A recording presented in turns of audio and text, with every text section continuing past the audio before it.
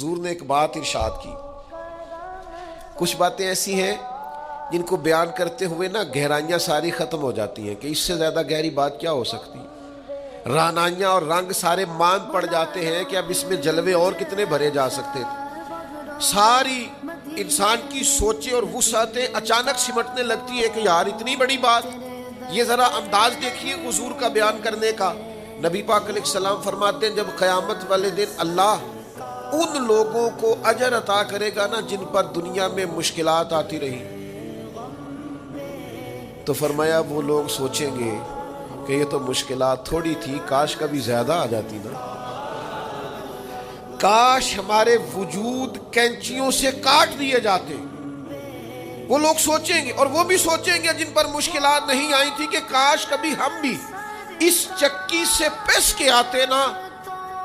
اس سے زیادہ بھی کوئی اجر ہو سکتا ہے کہ